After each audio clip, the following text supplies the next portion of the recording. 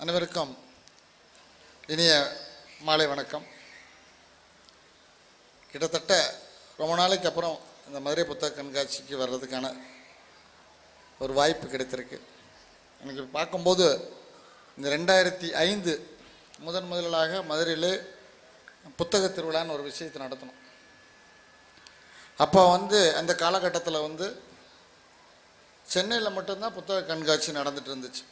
அந்த புத்தக கண்காட்சியை புத்தக திருவிழான்ற அந்த சொல்லாடக்கில் கொண்டு வந்தது மதுரை தான். அந்த மதுரை புத்தக திருவிழா 2005 முதல்ல ஆரம்பித்தோம். அந்த சமயத்தில் நான் இங்கே மதுரை மாவட்டத்தினுடைய வணிகத்தினுடைய துணை ஆணையராக இருந்தேன். அவர் திரு உதயச்சந்திரன் ஐயா அவர்கள் மாவட்ட ஆட்சித்தலைவராக இருந்தாங்க. அந்த முதல்ல ஆரம்பித்த அந்த புத்தக கண்காட்சி 2005 ஆரம்பித்து கிட்டத்தட்ட ஒரு கொரோனா காலம் வரைக்கும் நடந்துச்சு. அதுக்கப்புறம் இப்போ இந்த 2 வருடங்களாக மாவட்ட நிர்வாகம் எடுத்து நடத்துது. இந்த புத்தக கண்காட்சியை பொறுத்த வரைக்கும் ஏன்னா புத்தக கண்காட்சின்றது உங்களுக்கு ஒரு சின்ன பிரீஃப் தெரியும்.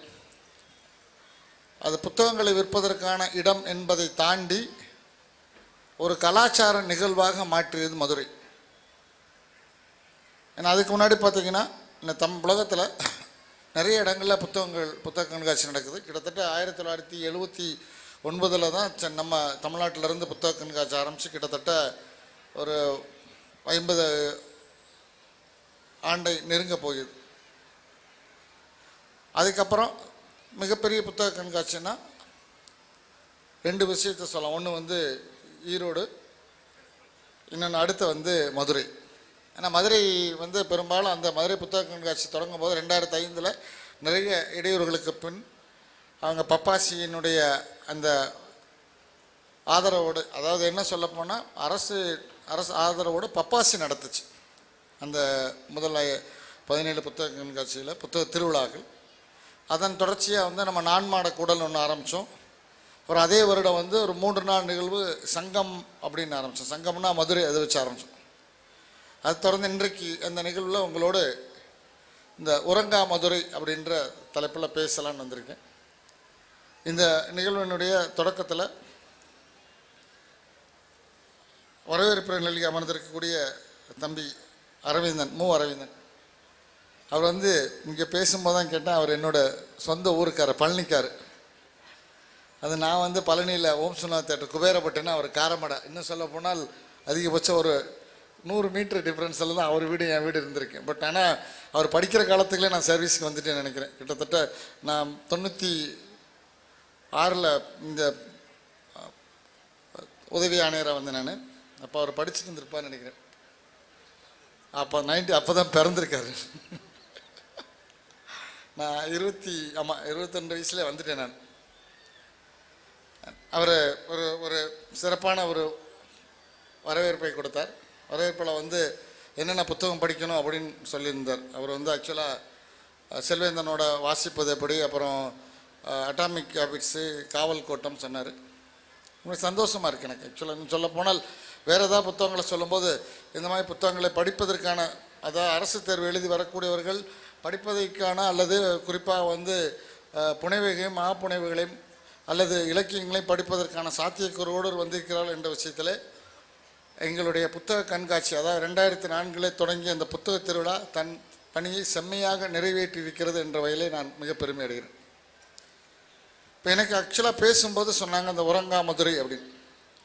ஆக்சுவலாக இந்த பப்பாசியினுடைய தலைவர் அவர்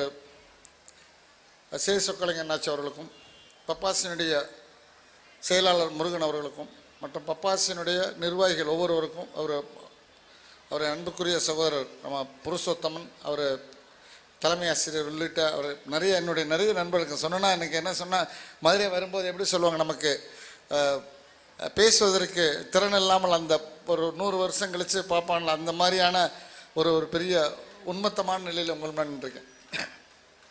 மதுரை அப்படின்னா உறங்கா மதுரை அப்படின்னு பேர் எதுக்கு சொன்னேன்னா, ஒவ்வொரு நகருக்கும் ஒவ்வொரு சிறப்பு இயல்பு இருக்குது. எல்லா நகருக்கும். மதுரையை பொறுத்த வரைக்கும் நான்மான கூடல் சொல்லுவாங்க, சங்கம் சொல்லுவாங்க. இன்னும் சொல்லப்போனால் ஏத்தன்ஸ் ஆஃப் த ஈஸ்ட் அப்படின்னு சொல்லுவாங்க. ஜேபிஎல் செனாய் தன்னுடைய புக்கில் ஏத்தன்ஸ் ஆஃப் த ஈஸ்ட்னு சொல்லியிருக்காங்க. அது மதுரையை பற்றி பார்த்தீங்கன்னா கிட்டத்தட்ட மதுரை மனித குலம் தோன்றிய காலத்திலிருந்தே இருக்குன்னு சொல்லலாம். அதுக்கு நிறைய சான்றாதங்களை நாம் தொடர்ந்து கண்டுபிடிச்சிட்டே வந்திருக்கோம். கீழக்குயில்குடி வர்றதுக்கு முன்னாடி புலிமான் கோம்பையினுடைய கல்வெட்டு தான் மதுரையை 3000 வருட பழமையானது தமிழ் அப்படின்ற சொன்னதுக்கு சான்றா மதுரை தான் ஆரம்பிச்சு. நமக்கு பழைய கதையெல்லாம் இருக்குது. சொல்லும்போது சொல்லுவாங்க தமிழ் அப்படின்னு சொல்லும்போது முதற் சங்கம், இடைச்சங்கம், கடைச்சங்கம்னு சொல்லுவாங்க. இப்போ கடைச்சங்கத்தை சொல்லும்போது மாங்குடி மருதனார் இருந்து பணத்தினான்னு சொல்லுவாங்க. கடைச்சங்கம் இருந்தக்கூடிய மதுரை இந்த மதுரை தான் சொல்லுவாங்க. மதுரையை உறங்கா மதுரை அப்படின்னு நம்ம சொல்லும்போது மதுரை நம்ம ஆரம்பத்திலிருந்தே ஒரு எங்கேருந்து மதுரை வருதுன்னு அப்படி பார்த்துட்டே இருக்கணும். அதை வச்சு தான் ஒரு நகரம் உயிர்ப்போடு இருக்கிறதா, உயிர்ப்பட்டு இருக்கிறதா, அல்லது அந்த நகரம் புதிதாக நகரமா, அல்லது அந்த நகரம் தொடர்ந்து மனித குலத்திற்கான வளர்ச்சிகளை உள்ளடக்கிய அல்ல வளர்ச்சிகளை அல்லது மனித குலத்தினுடைய வளர்ச்சிக்கு தன்னை ஈடு கொடுக்கக்கூடிய நகரமா என்கின்ற விஷயங்களை ஆராய்ந்து பார்ப்பதற்கு நாம் துணையாக இருக்கிறது அந்த நகரை பற்றிய வரலாறுகளும் சொல்லாடல்களும். பொதுவாக ஒரு நகரத்தை சொன்னீங்கன்னா இப்போ நான் இந்த இந்தியாவை பொறுத்த வரைக்கும் நாம் மதுரையோடு ஒப்பிட வேண்டிய நகரம் நான் எதை சொன்னேன்னா வாரணாசியை சொல்லுவேன். அது வாரணாசியை சொல்லும்போது என்ன சொல்லுவாங்கன்னா, அது என்னென்னா ஆன்சியன்ட்லேருந்து, அதாவது என்ன சொன்ன ஹேபிடேட் சிட்டி அப்படின்னு சொல்லுவாங்க. அதாவது உலகம் தோன்ற நாள்லேருந்து மனித குலம் தொடர்ந்து வசித்து வரக்கூடிய ஹேபிடேஷன் இருக்கக்கூடிய சிட்டியாக வாரணாசியை சொல்லுவாங்க. நான் அதுக்கு இணையாக நான் மதுரையை யோசிக்கிறேன். ஏன்னா எனக்கு மதுரை எப்படி சொன்னால் ஒப்பாரும் மிக்காரும் எல்லாரும் மதுரை தான். மதுரை பற்றி சொல்லணும். நமக்கு சங்கலிக்க டெக்ஸ்ட் போனோன்னா நமக்கு சங்கலிக்கத்தில் கிட்டத்தட்ட நமக்கு அந்த மதுரை மாங்குடி மருதனான்னு உங்களுக்கு தெரியும், மதுரை காஞ்சி எழுதியிருக்கார். அதில் அந்த மதுரையினுடைய அந்த சிறப்புகளை எல்லாம் சொல்கிறாரு. அவர் சொல்லும்போது அந்த காலத்தில் அவர் நாலங்காடி அல்லங்காடின்னு சொல்லியிருக்காங்க. நாலங்காடினா ஒன்றும் இல்லை, நாலங்காடினா பகல், அதாவது டே மார்க்கெட்டு, அல்லங்காடினா நைட் மார்க்கெட்டு. அதில் அவரோட அந்த டெஸ்கிரிப்ஷன்ஸில் பார்த்தீங்கன்னா நாலங்காடியில் என்னென்ன விற்பாங்க, அல்லங்காடியில் என்னென்ன விற்பாங்கன்னு சொல்லும்போது, அல்லங்காடின்ற அந்த நைட் மார்க்கெட்டில் என்னென்ன விற்பாங்கன்னா தங்கத்தை அரைச்சி விற்பாங்களாம், சங்க அறுத்து விற்பாங்களாம். அது பார்த்தீங்கன்னா அந்த பூவெல்லாம் கொண்டு வந்து கொட்டுவாங்களாம். அந்த பூவை கட்டுறதுக்கு ஒருத்தன் தனியாக இருப்பானா. அதுக்கப்புறம் அந்த கல் விற்கிறவங்க கல் அந்த என்ன சொல்கிறாங்க, அந்த நரவு கல் விற்கிறவங்க அந்த கல் வீசக்கூடிய அந்த சத்தம் இருந்துகிட்டே இருக்குமா. அதுக்கப்புறம் தெரிஞ்சு முடிஞ்சதுக்கப்புறம் அந்த பெண்கள்லாம் எழுந்ததுக்கப்புறம் வாசல் தெளிக்கக்கூடிய சத்தம் இருக்கும். இந்த மாதிரி தொடர்ந்து அதை நகரத்தை சொல்வார். அதே பகலை சொல்லும்போது பகலில் என்ன வேலை செய்யணும், பூவெல்லாம் விற்பாங்க, மக்கள்லாம் ரொம்ப எல்லா நகரத்துலேருந்து வருவாங்க அப்படின்னு சொல்லுவாங்க. சொல்லிவிட்டு இந்த நகரம் வேறு எந்த அரசர்களுக்கும், அதாவது வேறு நம்ம சேர சோழ பாண்டியனுடைய எந்த தலைநகரையுடைய மிக பரபரப்பான நகரம் அப்படின்னு சொல்லி ஒரு மாங்குடி மருதனார் சொல்கிறார். அவரை சொல்லும்போது அவர் மதுரை காஞ்சின்னு புத்தகம் எழுதியிருக்காரு. அவர் காஞ்சி புலவர்னு சொல்லுவாங்க. அப்புறம் நமக்கு அதுக்கடுத்து மதுரையை பற்றி ரொம்ப ஆன்சியண்டாக இருக்கக்கூடிய டெக்ஸ்ட் என்ன அப்படின்னு பார்த்தீங்கன்னா நமக்கு பரிபாடல் சொல்லுவாங்க. அந்த பரிபாடலில் ஒரு பாட்டு என்ன சொல்லுவாங்கன்னா, நான் இதெல்லாம் எதுக்காக சொன்னேன் உறங்கா மதுரை அப்படின்னு சொல்லிட்டுனா, ஏன் உறங்கலைன்னா அவன் எப்போ முழிச்சான் எப்போ தூங்கினான் அப்படின்றதுக்கான அந்த டேட்ஸுக்காக சொல்லணும்ல, அதுக்காக சொல்ல போனால் நான் இப்போ என்ன சொல்கிறேன், இப்போ சொல்லக்கூடிய எல்லா சங்கதியுமே நமக்கு டேட்டாவோடு இருக்குது. எப்படி சொன்னால் தரவுகளோடு. இப்போ நம்ம எதாவது சொன்னோம்னா, நம்ம யாராவது போய் ஒரு விஷயம் சொன்னோம்னா அதுக்கு நம்ம ஒரு ஆதாரம் கொடுக்கணும். அந்த வகையில் பரிபாடலை சொல்லும்போது பரிபாடல் என்ன சொன்னால், உலகத்தில் இருக்க எல்லா நகரத்தையும் ஒரு தட்டில் வச்சு இன்னொரு தட்டில் மதுரை வச்சா மதுரை தான் இழுக்கும் அப்படின்னா. நான் நினச்சேன் அப்பயே மதுரைக்காரங்க ஆரம்பிச்சிட்டாங்க போல தெரியுதுல அப்படின்னு சொல்லுவேன். இல்லை நம்ம அப்போ நீங்கள் இப்போ இங்கே போய் பாருங்கள், ஒரு 10 பேர் இருப்பாங்க, கம்முன்னு இருப்பான். ஒரு மதுரைக்காரன் உள்ள விடுங்க, ஏரியாவே சலசலத்துறோம். நான் பார்த்தேன் நம்மளால் பரிபாடல் 4 பாடல் இருக்குது, 4 பாடலும் கிடைக்கலன்னு சொல்கிறாங்க. பட் அதில் சொல்லும்போது ஒன்று சொல்கிறாங்க. அப்புறம் அப்படி சொல்லி வந்தால் இன்னும் கொஞ்சம் தள்ளி வந்தால் நமக்கு கிமு 2ஆம் நூற்றாண்டு அப்படின்னு சொல்லும்போது நமக்கு சிலப்பதிகாரம் இருக்குது. சிலப்பதிகாரத்தை ரொம்ப நல்லா தெரியும். புகார் காண்டம், மதுரை காண்டம், வஞ்சி காண்டம், 3 காண்டம் இருக்காங்க. அந்த புகார் காண்டத்தில் மதுரையை பற்றி நிறையா சொல்லியிருக்காங்க. இந்த புகார் காண்டம்ன்ற நான் இப்போ சிலப்பதிகாரத்தை எதுக்காக கோட் பண்ணேன்னா, சிலப்பதிகாரத்துடைய வயசு அப்படின்னு நம்ம என்ன சொல்கிறோம்னா கிட்டத்தட்ட நம்ம வையாபுரி பிள்ளை வரைக்கும் கிபி 3ஆம் நூற்றாண்டுன்னு சொன்னாங்க. அதுக்கப்புறம் இப்போ இருக்கவங்களாம் நிறைய தரவுகளோடு இந்த கிமு 2ஆம் நூற்றாண்டுன்னு கொண்டு போயிருக்காங்க. அதில் நிறைய பார்த்தீங்கன்னா மதுரையை பற்றி சொல்கிறத விட சிலப்பதிகாரம் என்பது தமிழுடைய ஆகச்சிறந்த நூல். தமிழுடைய கலாச்சாரத்தை, தமிழுடைய பண்பாட்டை, தமிழ்நாடைய அந்த கலை வளர்ச்சியை பற்றி அறிவதற்கு முக்கியமான ஒரு ஆவணமாக இருக்கிறது வந்து சிலப்பதிகாரம். சிலப்பதிகாரத்தில் இருக்கக்கூடிய அந்த குறிப்புகள் வந்து இன்னைக்கு இருக்கக்கூடிய அத்தனை இசைக்கு முன்னோடியான குறிப்புகள். நமக்கு நிறைய யாழ் பற்றி இருக்குது, நிறைய பண் பற்றி இருக்குது. அந்த பண் தான் இன்றைக்கு இருக்கக்கூடிய இந்த கர்நாடக சங்கீதத்தினுடைய அத்தனை பண்களுக்குமான, அத்தனை ராகங்களுக்குமான ஒரு முன்னோடியான ராகத்தை நம்ம சிலப்பதிகாரம் சொல்லுது. அதே சிலப்பதிகாரம் தான் வந்து இந்த அரங்கு எப்படி இருக்கணும், அதாவது எப்படி சொல்லுவோம், நம்ம இந்த இன்றைக்கு இருக்கக்கூடிய இந்த சினிமா உலகில் இருக்கக்கூடிய இந்த டெக்னிக் சொல்லுவாங்கள்ல, அது மாதிரியான எல்லா விஷயங்களையும் அந்த அரங்கு எப்படி இருக்கும், அரங்கில் இருக்கக்கூடிய அந்த வாத்தியக்காரர் எங்கே அமர வேண்டும், அரங்கினுடைய அமைப்பு எப்படி இருக்க வேண்டும், நடனம் எப்படி இருக்க வேண்டும், நாடகம் எப்படி இருக்குன்றதுக்கான எல்லா நுணுக்கங்களோடு கூடிய ஒரு ஆகச்சிறந்த நூலாக நாம் சிலப்பதிகாரத்தை பார்க்கலாம். அந்த சிலப்பதிகாரத்தில் ஒரு காண்டம் ஃபுல்லாகவே மதுரையை பற்றி சொல்கிறாங்க. இப்போ நிச்சயம் பார்த்தீங்கன்னா நமக்கு புதிய இங்கே பார்த்தீங்கன்னா பக்கத்தில் கடைச்சலம்பேந்தல் ஒன்று இருக்குது. அங்கே தான் வந்து கோவலன் கண்ணகி தங்கும்போது அவனுடைய கடைசி சிலம்பை விற்பதற்காக அங்கே கொடுத்தான்னு சொல்லுவாங்க. நமக்கு இங்கே கோவலன் பொட்டல் ஒன்று இருக்குது. நமக்கு அந்த கோவலன் பொட்டலில் தான் வந்து கோவலன் வந்து சிரசேதம் செய்யப்பட்டான்னு சொல்கிறாங்க. அப்புறம் நம்மகிட்ட சமணர் நத்தம்னு ஒன்று இருக்குது, நிறைய இருக்குது. இது வந்து எதுக்காக சொல்லணும்னா, நம்மளுடைய சிலப்பதிகாரத்தில் மதுரையை பற்றி ரொம்ப டீட்டெயிலாக இருக்குது, வேறு எந்த இதுலேயும் பார்க்க. அதில் பார்த்தீங்கன்னா அது இன்னும் சொல்ல போனால் சிலப்பதிகாரத்தில் மன்னனுடைய மதுரை தமிழ் மன்னருடைய மூவருடைய வரலாறையுமே சொல்லிடுறாங்க. இப்போ பொதுவாக பார்த்தீங்கன்னா நமக்கு சேர சோழ பாண்டியர் அப்படின்னு சொல்லும்போது புகார் காண்டம், மதுரை காண்டம், வஞ்சிக்காண்டம், இது மூணுமே வந்து சோழர், பாண்டியர், சேரரை பற்றி சொல்லிடுறாங்க. அப்போ பூம்புகாரை பற்றி சொல்கிறாங்க, மதுரையை பற்றி சொல்கிறாங்க. அப்போ சொல்லும்போது என்ன சொல்கிறாங்கன்னா, மதுரைக்கு இணையான நகர் அந்த காலத்தில் எங்கேயும் இல்லை அப்படின்றாங்க. அப்புறம் சேர்ந்து அதுக்கப்புறம் நமக்கு இன்னும் சொல்ல போனால் நமக்கு பரஞ்சோதி முனிவரோட திருவிளையாடல் புராணத்தை சொல்லுவாங்க மதுரையை பற்றி சொல்லும்போது. நான் இந்த பேசிக்காக இருக்கக்கூடிய பழைய டெக்ஸ்ட்டை சொல்கிறேன். இந்த புது டெக்ஸ்ட் நிறையா இருக்குது. புது டெக்ஸ்ட்ன்றதை விட இப்போ லேட்டஸ்ட் ஆகுது, இன்னும் முழுமையடாத வரலாறு தான் மதுரையோட வரலாறு. அதில் பரஞ்சோதி முனிவருடைய 63 திருவிளையாடலை பற்றி சொல்லும்போது மதுரை திருப்பி வந்துருக்கு. உலகத்தில் இன்னும் சொல்லப்போனால் கடவுள் இருந்தானா இல்லையா அப்படின்ற கொஸ்டின், பெரிய கொஸ்டின். உலகத்தில் எல்லாருமே கடவுளை காமிப்பியா அப்படின்னு. ஆனால் கடவுள் இருந்தாரா இல்லையான்றதுக்கான வந்து போனதுக்கு இப்போ இருந்தால் ஒரு ஃபோட்டோ எடுத்துவோம், போகும்போது ஒரு செல்ஃபி எடுத்துக்குவோம். இப்போ நீ எங்கே மாப்பிள்ள இருக்க, மாப்பிள்ள நான் தமுக்கத்தில் இருக்கேன், அங்கேருந்து எனக்கு லொக்கேஷன் மேப் அனுப்ப அப்படின்னும். அப்போ லொக்கேஷன் மேப்லாம் அனுப்ப முடியாது, ஃபோட்டோவில் எடுக்க முடியாது. அப்போ என்ன பண்ணலான்னா, மதுரையில் ஒரு கடவுள் இருந்தால், ஆள் இருந்தால், வந்தால் போனான்றதுக்கு என்ன வேணால் அவனுடைய வந்தது போனதுக்கான பதிவுகள் தான் அவர் இருந்தான்னு சொல்லும். அப்போ பார்த்தீங்கன்னா திருவிளையாடல் பரஞ்சோதி முனிவர் 63 திருவிளையாடல் சொல்கிறாரு, சிவனோட திருவிளையாடலை. அந்த திருவிளையாடலில் நிறைய திருவிளையாடல்கள் இன்றைக்கும் மதுரையில் மதுரை மீனாட்சி அம்மன் கோயில் விழாக்களில் நடந்துகிட்டே இருக்கு.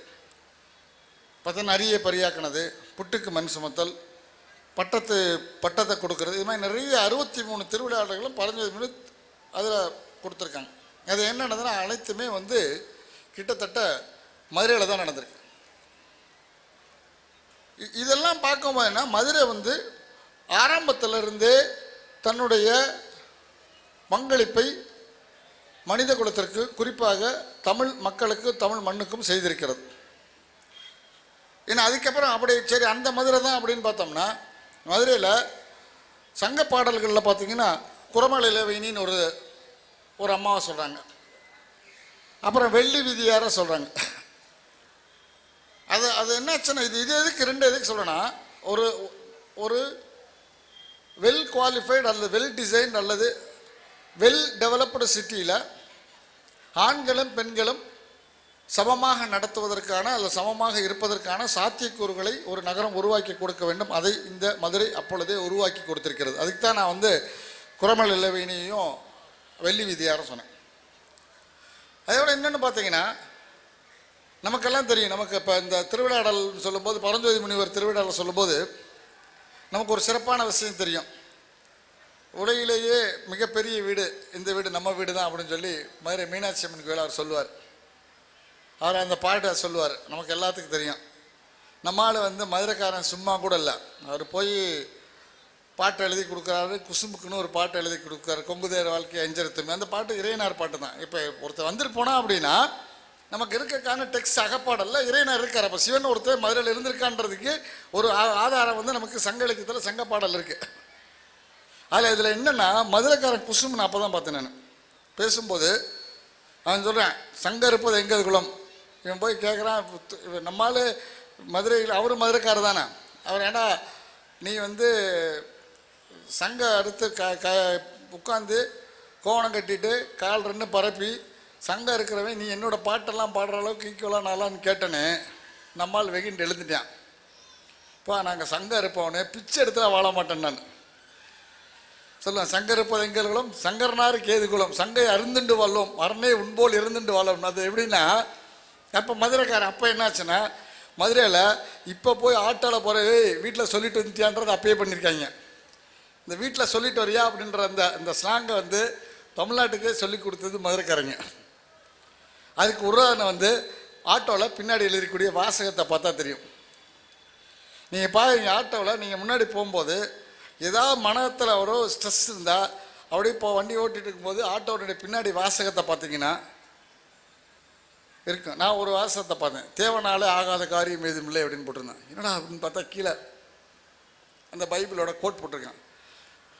சொன்னேன், உலகத்தில் ஒரு விஷயத்தை இன்டர்பிரட் பண்ணுறதில் மதுரைக்காரனை விட ஒரு ஆள் கிடையவே கிடையாதுன்றதுக்கான உதாரணம் தான் இப்போ இருக்கக்கூடிய ஆட்டோ. அதுக்கு மூல காரணம் முக்கியமானவர் வந்து அந்த மீனாட்சி அம்மன் ஆலவா எண்ணல் அவர் சொக்கநாதர். அவருக்கு டஃப் கொடுத்தா நக்கீரர்.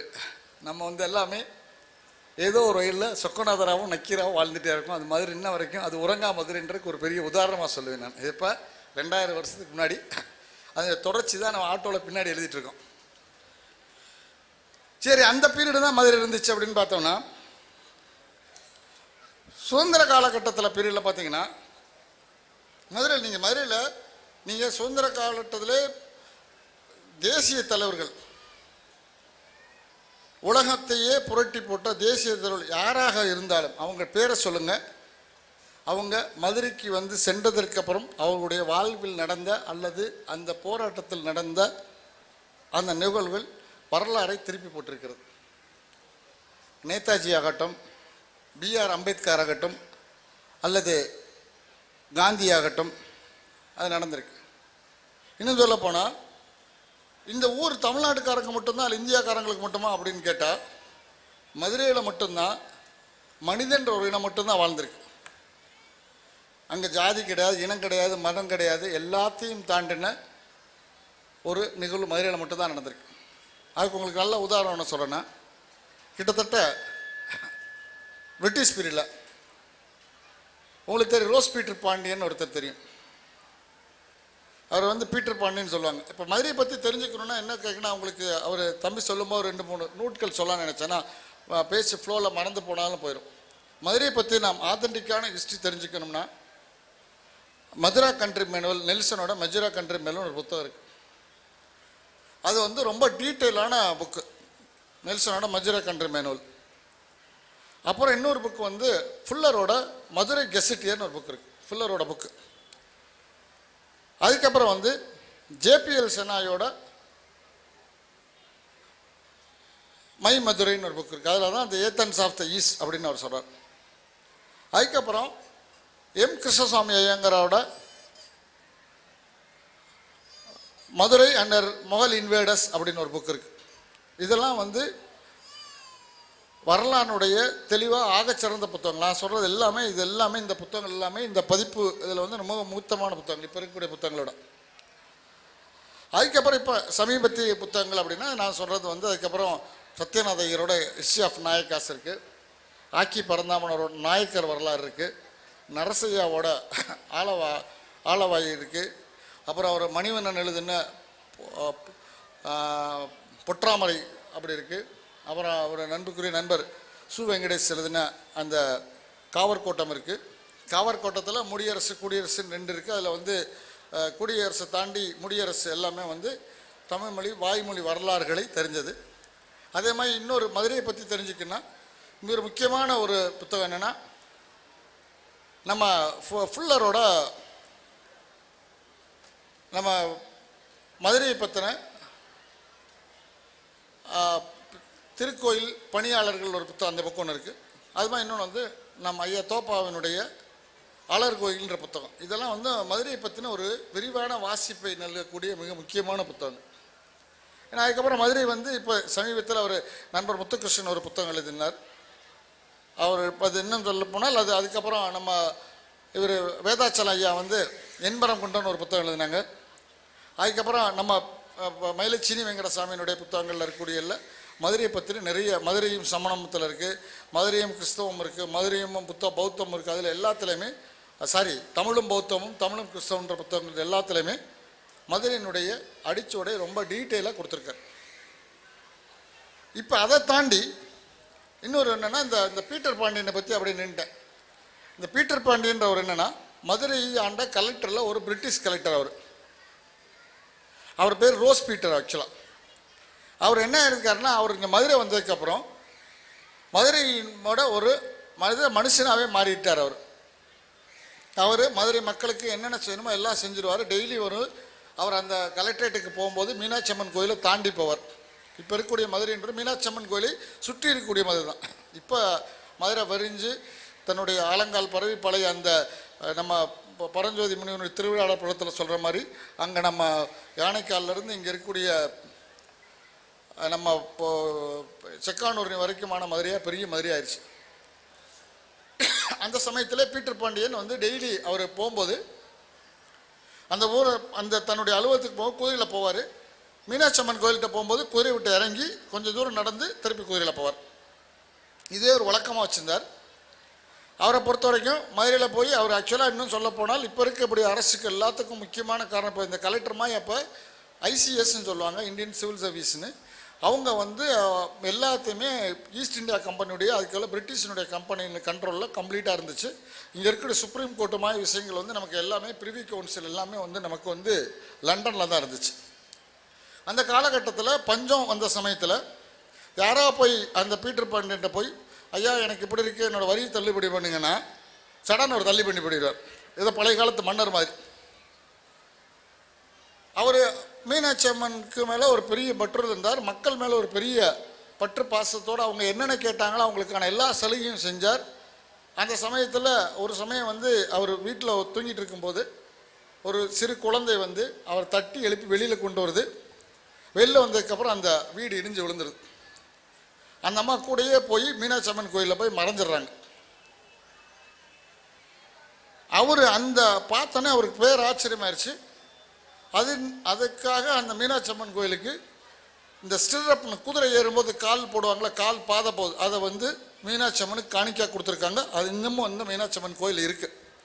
அவர் வந்து பீட்டர் பாண்டியன்னு சொல்லுவாங்க. அவர் ரோஸ் பீட்டர். மக்கள் அவர் மன்னன் மாதிரியே இருந்ததுனால அவரை பீட்டர் பாண்டியன்னு சொல்லுவாங்க. அவரோட சமாதி வந்து எங்கே இருக்குன்னா ஒய்எம்சிஏ கீழே இருக்குது, அந்த இதில் இருக்குது. ரெண்டாவது அவரோட பெரிய பேத்தட்டிக்கான ஹிஸ்ட்ரி என்ன, கூட இருக்க ஆளுங்க அவர் 2 பேர்த்துக்கு கொடுக்க சொன்னால் அவங்க 10 பேர்த்துக்கு கொடுத்து அவர் மேலே பெரிய சார்ஜஸ்லாம் போட்டு அவரை திருப்பி அவருக்கு மேலே சார்ஜஸ்லாம் போட்டு அவர் இறந்துட்டாராங்க, தற்கொலை பண்ணிட்டாருன்னு சொல்கிறாங்கன்னாங்க. அதுக்கப்புறம் விசாரணை கமிஷன் வச்சு அவர் இருக்கக்கூடிய அந்த அவர் கூட இருக்கக்கூடிய அவர் பொருட்கள் எல்லாம் விற்று அந்த பணத்தை அவங்க அரசு அடைச்சிட்டு தான் சொல்கிறாங்க. பட் அவரை மக்கள் வந்து பீட்டர் பாண்டியன்னு சொல்லுவாங்க. அதே மாதிரி இன்னொருத்தர் உங்களுக்கு தெரியும், ரோசாப்பூ தேவர்னு ஒருத்தர் சொல்லுவாங்க. அவர் யாருன்னா ஜார்ஜ் ஜோசப்னு. அவர் 1931 நம்மள வந்து குற்றப்பரம்பரை சட்டத்தை எதிர்த்து போராடி அந்த குற்றப்பரம்பரை சட்டத்துக்கு எதிர்த்து வாதாடின ஒரு ஜார்ஜ் ஜோசப். அவர் பேர் துரூர்னு, கேரளாவினுடைய துரூரை சேர்ந்தவர். அவரை இங்கே இருக்கும்போது அவர் தான் வந்து குற்றப்பரம்பரை சட்டத்துக்கு எதிராக போராடி வாதாடி அந்த சட்டத்தை அரசு பின்வாங்கிறதுக்கான சட்ட முயற்சிகளை செய்ய முக்கியமானவர். அதனால தான் இன்னும் பார்த்தீங்கன்னா நம்ம எப்படி நம்ம பெரியார் பிறகு அந்த அவரை பாரம்பரிய பெண்ணிக்குக்க தமிழ்நாட்டுக்கு கொண்டாடுற மாதிரி இங்கே இருக்கக்கூடிய நிறையா மக்கள் ரோசாப்பூ தேவர்னு வச்சுருப்பாங்க. அவர் பேர் ரோசாப்பூல ஜோசப். அந்த ஜோசஃபோட சிலை எங்கே இருக்குன்னா நம்மளுக்கு தெரியும், இந்த யானைக்கல் சிம்மக்கல் யானைக்கல் பக்கத்தில் அந்த டேர்னிங்கில் ஒரு கண்ணாடி போட்டு ஒரு சிலை இருப்பார். அவர் இந்த மதுரையில் இருக்கார். அந்த ஆடுவோமே பள்ளி பாடுவோமேன்ற பாரதியார் பாட்டை அவர் வீட்டில் தான் பாடினான்னு ஒரு வரலாறு இருக்கு. இது எல்லாமே வந்து மதுரையை பற்றின பதிவு பண்ணப்பட்ட அல்லது வாய்வெளி மலர். இன்னும் சொல்ல போனால் மதுரை அப்படின்னா இது வந்து நான் இந்த பழைய மதுரை சொல்கிறேன். இப்படி தாண்டி வந்துட்டிங்கன்னா இப்போ எங்களை பொறுத்த வரைக்கும் நவீன காலத்துடைய மதுரை அப்படின்னு சொன்னால் 50களில் இங்கே மதுரையில் ஒரு ஸ்டார் ப்ரெஸ்னு ஒரு புத்தகம் இருந்துச்சு. அதுதான் இங்கே நிறைய புத்தகங்கள் பண்ணுச்சு. முதல்ல வந்து அந்த அந்த திரைப்பட இயக்கம்ன்ற விஷயத்தை அவங்க தான் எடுத்து நடத்தினாங்க. இப்போ எங்களுக்கு தெரியும் யதார்த்த திரைப்பட இயக்கம்னு ஒரு விஷயம் ரொம்ப நாள் நடத்துகிறோம். நம்ம மதுரை புத்தக கண்காட்சி 2004 ஆரம்பித்த சமயத்தில் நம்ம அந்த புத்தக கண்காட்சியில் முதலாக திரையிடல் போடுறதுன்னு ஒரு விஷயத்தை ஆரம்பித்து கிட்டத்தட்ட ஒரு 10-15 வருஷம் தொடர்ந்து நடத்தணும். மதுரையில் தொடர்ந்து 10 வருடம் நடந்துச்சு. அதனுடைய தொடர்ந்து எல்லா புத்தக கண்காட்சி சாலையிலையும் அதாவது உலக திரைப்படங்களை போட வேண்டும்ன்ற ஒரு உத்வேகத்தை உருவாக்கணும். அதுக்கு முன்னோடியாக இருந்த விஷயங்கள் பண்ணது 1950களில் மதுரையில் தான் அந்த இலக்கிய வட்டம் அந்த ஆரம்பித்து அதை பண்ணிட்டு இருந்தாங்க. மதுரை அப்படின்னு சொல்லிட்டாலே இப்போ இருக்க நவீன முக்கியமான விஷயம் என்னென்னா ஜி நாகராஜனை சொல்லுவோம். நாளை மற்றொரு நாளேன்னு அந்த ஜி நாகராஜன் பார்த்தீங்கன்னா குருத்தி முடுக்குன்னு ஒன்று இங்கே ஒரு மிக முக்கியமான அற்புதமான ஒரு நாவல் எழுதியிருக்காங்க. அவர் வந்து இந்த மதுரையில் இருக்கக்கூடிய ஒரு தனியார் பயிற்சி பள்ளியினுடைய ஆசிரியராக இருந்தார். பின்னாடி வந்து ஒரு மிகச்சிறந்த இலக்கியவாதியாக இருந்தார். அதே மாதிரி மதுரையை பொறுத்து சொல்லும்போது நம்ம சிங்காரத்தை சொல்லுவோம். கடலில் ஒரு தோணி, அலைக்கடல் கப்பல், அந்த 2 நாவலை சொல்லுவாங்க. இதுவும் வந்து மதுரையினுடைய தொன்மையே இல்லை. இப்போ இருக்கக்கூடிய நவீன மதுரையை சொல்கிறேன். அதாவது நான் எப்போ சொன்னேன்னா மதுரை காஞ்சியில் தொடங்கின நமக்கு நாள்பட்ட வரலாறு, அதாவது என்ன சொல்கிறது, நம்ம இருக்கக்கூடிய வரலாறுன்னு பார்த்தீங்கன்னா மதுரை காஞ்சியில் தொடங்கி நேற்று வந்த, அதாவது நேற்றுனா ஒரு 10 வருடங்களுக்கு முன்னாடி வந்து சு வெங்கடேசன் வரைக்கும் அல்லது ஆ முத்துகிருஷ்ணன் வரைக்கும் அல்லது இங்கே இருக்கக்கூடிய தோப்பாய்யா வரைக்கும் அல்லது வேதாச்சல ஐயா வரைக்கும் நமக்கு தொடர்ச்சியான அந்த வரலாறு, அதான் மதுரை பற்றின தொடர்ச்சியான வரலாறு இருந்துகிட்டே இருக்குது. மதுரை தான் எப்படி எல்லாம் தன்னை உருமாற்றி இருக்கிறது அப்படின்ற ஒரு விஷயம் இருக்குது. 2வது, மதுரையில் பார்த்தீங்கன்னா வருடத்தினுடைய 12 மாதங்களுமே திருவிழா நடந்துகிட்டே இருக்கும். நீங்கள் மதுரையினுடைய அந்த வீதிகளில் போனீங்கன்னா 12 மாதமே நடந்திருக்கும்.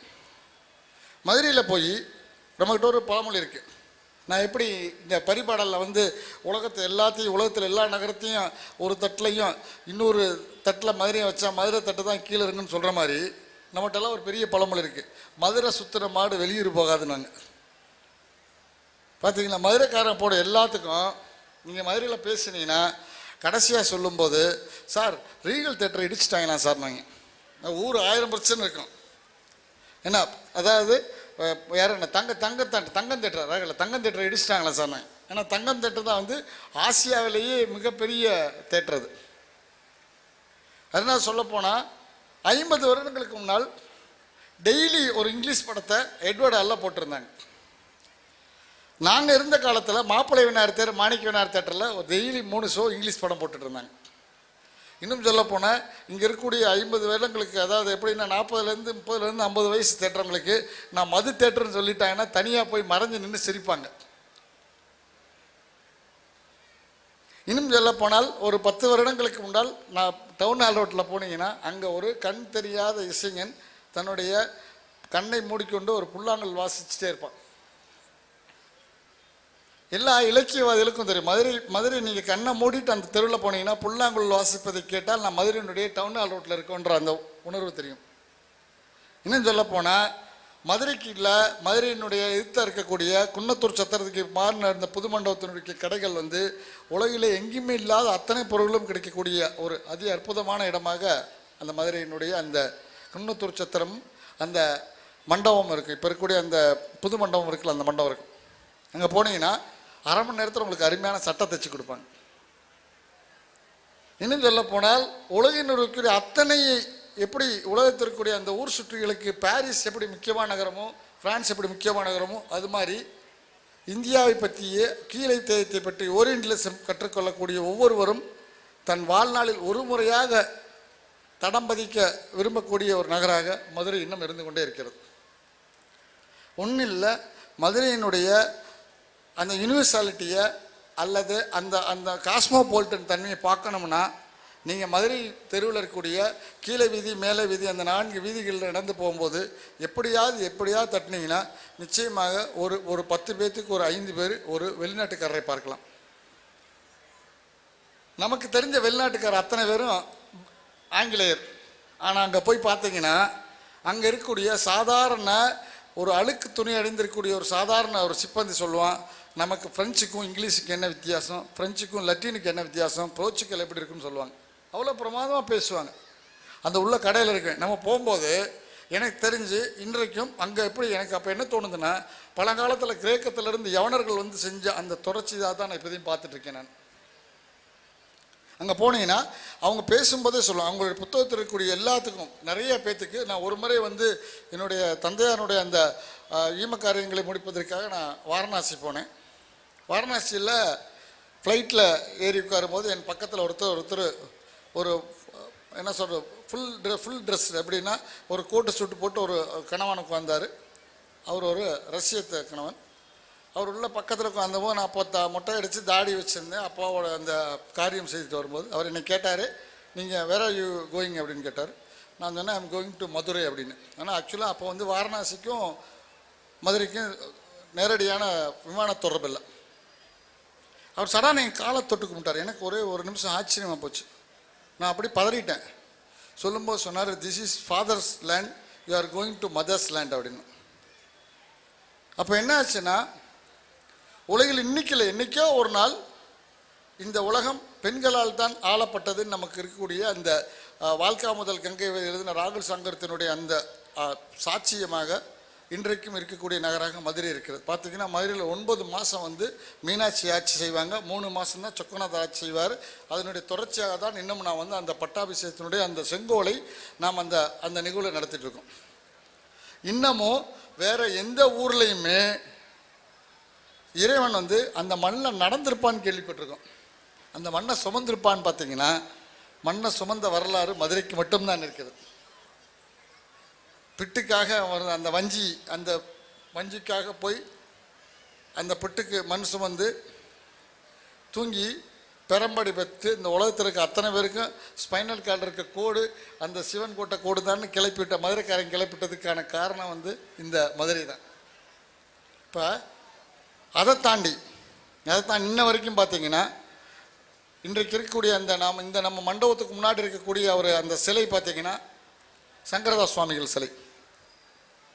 இயலிசை நாடகம் சொல்லக்கூடிய அந்த நாடகத்தினுடைய தலைநகராக இருக்கக்கூடிய ஒரு ஊர் வந்து மதுரை தான். இன்னைக்கு மதுரை பாருங்கள், உலகத்தில் தமிழ்நாட்டை பொறுத்த வரைக்கும் அந்த இரவில் நடக்கக்கூடிய அந்த கூத்துக்கலை என்கின்ற நிகழ்த்துக்களை மறைஞ்சிட்டே போயிடுச்சு. ஆனால் இன்னும் வந்து தருமபுரி, கிருஷ்ணகிரி மாவட்டங்கள்லேயே அந்த வட மாவட்டங்களில் அந்த அந்த துக்க காரியம் நிகழ்ந்த போது அந்த 10 நாளைக்கு வந்து இரவுகளில் வந்து அந்த நாடக கலைஞர் தான் நாடகத்தை நடத்திட்டு இருக்காங்க. அங்களுக்கெல்லாம் ஒரு பெரிய எழுச்சி என்னன்னா, வாழ்நாளில் ஒரு முறையாவது மதுரையில் வந்து தன்னுடைய நாடகத்தை நிகழ்த்திடணும்னு சொல்கிறாங்க. அப்படியான ஒரு அதி அற்புதமான நிகழ்வை பெற்றிருக்கக்கூடிய ஊர் மதுரை தான். 2வது, கட்சி யார் ஆரம்பிக்கணும்னு நினச்சாலும் அவங்க முதல் கூட்டம் போடணும்னு நினைக்கக்கூடிய இடமும் மதுரை தான். ஏன்னா மதுரையில் தொடங்கினாதான் எல்லாமே சரியாக இருக்குன்னு நினைக்கிறாங்க. அந்த மதுரையில் தான் 2004 இந்த தமிழனுடைய தலையெழுத்தை அல்லது இளைஞனுடைய தலையெழுத்தை அல்லது அவருடைய முன்னேற்றத்தை பார்ப்பதற்கான சாத்தியங்கள் ஆராயும் போது புத்தக வாசிப்பை தமிழ்நாடு எங்கும் ஒரு இயக்கமாக உருவாக்க வேண்டும்னு முடிவு பண்ணோம். அதனுடைய தொடர்ச்சியாக தான் 2005 புத்தக கண்காட்சியை தொடங்கணும். அந்த புத்தக கண்காட்சியை தொடங்கும் போது பெரிய கஷ்டங்களோடு இருந்தோம். இங்கே இருக்கக்கூடிய நிறைய நண்பர்களுக்கு தெரியும் எப்படி புத்தக கண்காட்சின்னு. அது பப்பாசி ஆட்கள் அவங்கள வம்பு பண்ணி அப்பளம் தான் வைப்போம், புரோட்டா தான் வைப்போம்னு சொன்ன ஊரில் புத்தக கண்காட்சி நடக்க முடியும்னு ஒரு புத்தக கண்காட்சி புத்தக திருவிழாவாக ஆரம்பித்தோம். புத்தக திருவிழா ஆரம்பித்ததுக்கப்புறம் இன்றைக்கு மதுரையில் தொடங்கிய அந்த நிகழ்வு அன்றைக்கு வந்து மொத்தமே தமிழ்நாட்டில் வந்து 3 புத்தக கண்காட்சியாக இருந்துச்சு, சென்னை, மதுரை, ஈரோடு. ஆனால் இன்றைக்கு புத்தக கண்காட்சி நடைபெறாத மாவட்டமே இல்லை. அப்போ மதுரையில் ஏதாவது ஒரு விஷயத்தை தொட்டால் அது தன்னுடைய உச்சத்தை அடையும் என்கின்ற உன்னதத்தை இந்த மதுரை இப்பொழுதும் உணர்ச்சி இருக்கும்போது இந்த நகரம் இதுவரை தூங்கவில்லை, இனியும் தூங்கப் போவதில்லை என்கின்ற உண்மையோடு இந்த அற்புதமான நிகழ்வை சாத்தியப்படுத்தி உங்கள் அனைவருக்கும் நன்றி, வணக்கம்.